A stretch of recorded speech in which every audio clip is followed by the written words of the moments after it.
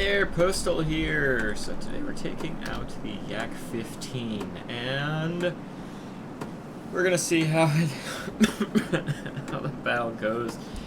Unfortunately, I've been dealing with a lot of unsupportive ground attack planes, bombers. When you're in a Yak-15, of course, you can't do push. You can't do a whole heck of a lot versus.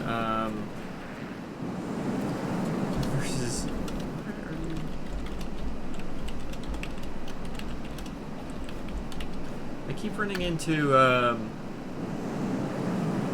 even know what to say, SF, San Francisco Game News, sure, something like that. He's always on the enemy team though, and it's been really, really annoying, because all I'm trying to do is just play the game, right? And I keep running into, not that I've run into him a million times, but I don't have, like, any ground attacks anymore. It's very frustrating for me to the point where I've had to freaking shoot crap on the ground because my GAs and bombers, who the hell knows what they're all doing. So it's gotten me a little salty. And I don't like playing salty because you play stupid when you play salty. Thank you. Oh hey, bombers. Thank goodness for Soviet bombers. Now, playing a Yak, which is like, you know, of course you're expecting to not be able to do too much to GAs and bombers anyway.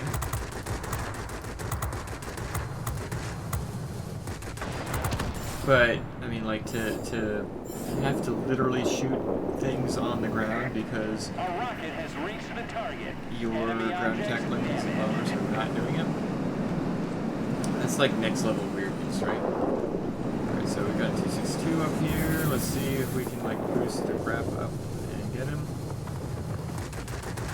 Or at least hurt him. Don't like being this high. The only reason I'm going up this high is because there's no other planes up here. But now I've got this BF-109 coming back in. So I'm gonna dive straight down. As weird as this sounds, I'm doing it simply to be able to get down to where I can maneuver like a ridiculous person. And he's gonna boost up. Again. Didn't work the first time. Oh shoot. Oh hey bomber. Again. This is a weird battle. Yeah, you can see like I'm at 4,000 feet. And I'm already having issues with my maneuverability. And so I'm not going to hang up at 4,000 feet for very long. But I do want to get rid of this bomber if I can. Which is just weird. Again, thank you for Soviet bombers, or else things like the Yak-15 would certainly have issues. So at this point, we're just going to hang out in the center. We've got no reason to move. Oh, shoot. Wrong button, but got it anyway.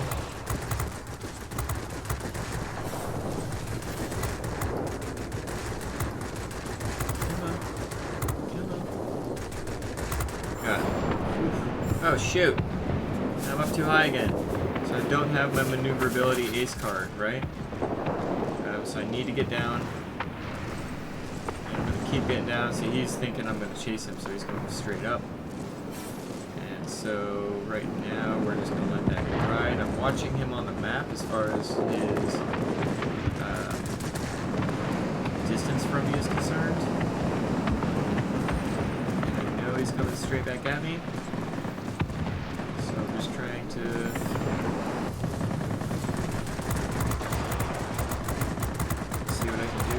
on a straight line, which is like the worst thing you could do. Survived it, but I mean like by luck more than anything else, right? Watch out for everything that's around me here. So we're trying to hang on to the center section, so it's really relying on us staying alive. Excellent.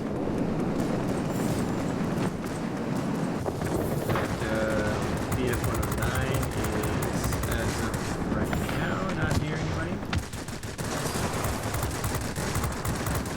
Excellent. So these two 23mm cannons, 23mm cannons, are not the world's strongest kings, right?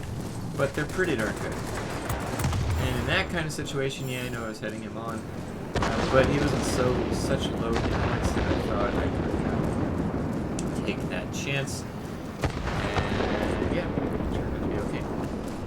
Got 2 freaking bombers, and that's all that's over the center here. Do I move on to the garrison to defend the garrison? Yes. Peace of beings, we're about to get air supremacy, and this game's gonna be over pretty darn soon. So let's do what we need to do to get hold on to this sector over here, get some kills.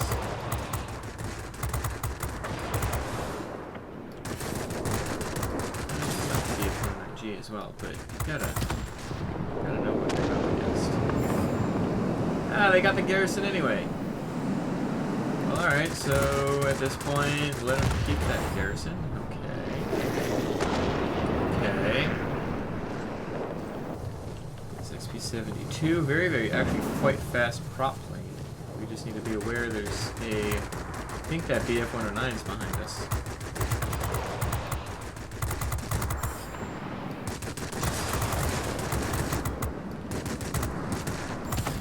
Go, he is. Yeah. Alright, got my engine knocked out. Hang in there. So I'm just gonna dive up because reasons. The port will not be available. We actually need to stay away from that guy because, you know, we're gunners. My engine got knocked out.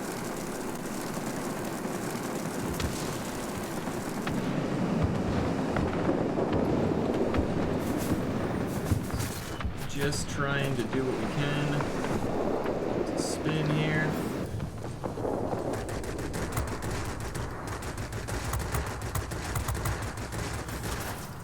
Shoot. Dang it. Bad aiming.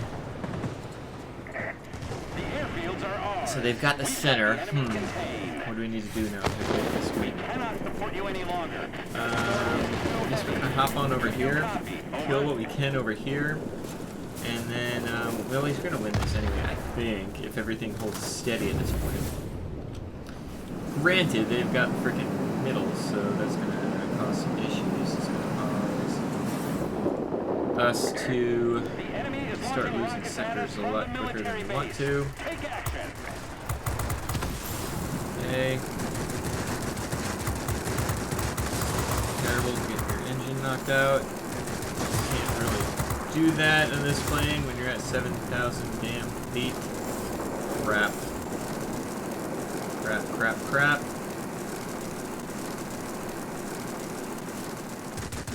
Oh my gosh, I got lucky there. Okay, excellent. There's a bomber inbound. I am ignoring the crap out of that bomber.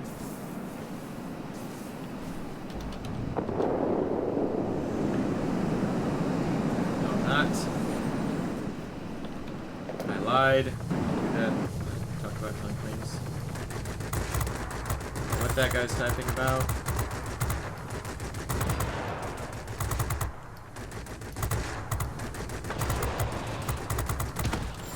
Excellent. What is that guy talking about? I don't know what's going on.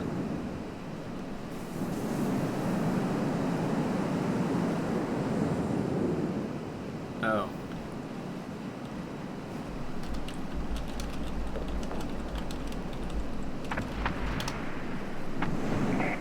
Great job today. We'll be waiting for you What that guy back was going on home. about. But we had a pretty good game there. Was able to counteract the BF-109, and we were able to own the center, which is really, you know, is what super maneuverable planes are good at. It's, you know, kind of the only thing they're good at. Let's head back. All right, so, well, this of today's grind. It's actually not the most aerial targets I've killed. But the games that I had more aerial targets killed, I wasn't defending, I was attacking because goodness only knows what my team was doing. And we had to be capping sectors. So, you know, you always want to remember the ABCs of World of Warplanes, and that's always be capping. That being said, me owning the center on that particular map was causing us to always be capping. And so that is a nuance of of that ABC method. On top of that, the Yak-15, like any of the really, really turny fighters, so basically any Yak, any of the Zeros, most of the Keys, some of the Spitfires, and yeah, I think that's about it. Those really, really turny fighters that are super slow but very turny, like they excel at owning one sector to the detriment of all the rest of them. So on a map like this where you've got the military base and owning that one sector could win you the game just because it's always capping other sectors. That's fine. Being a Yak-15 in the center. When you are, I've already been talking to this guy.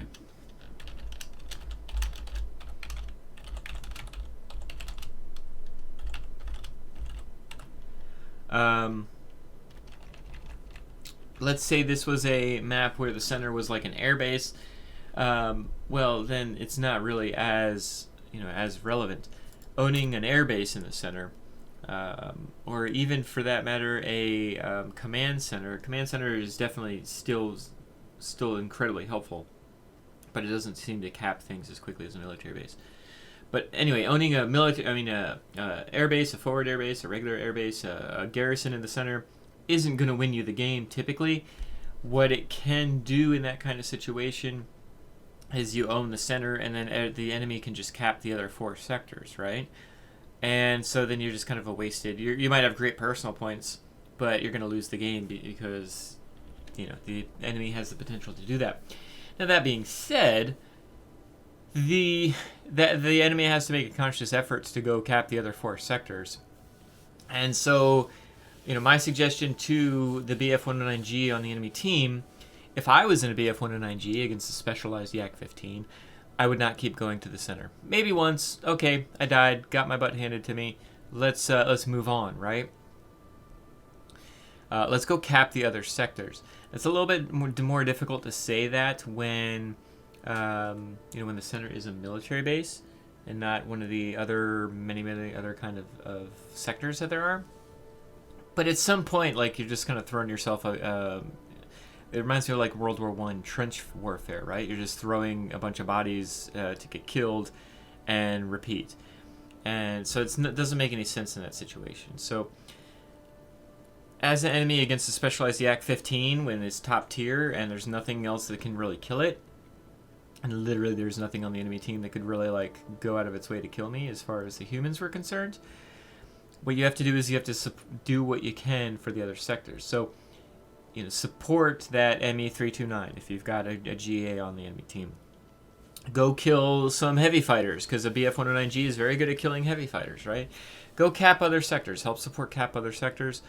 And then once you've got support going towards the center, so let's say the ground attack plane is going towards the center, or you've got some bot heavies in there, you get in there and attack in that kind of situation. But in a one-on-one, a BF-109G is typically going to lose most engagements that I've ran into.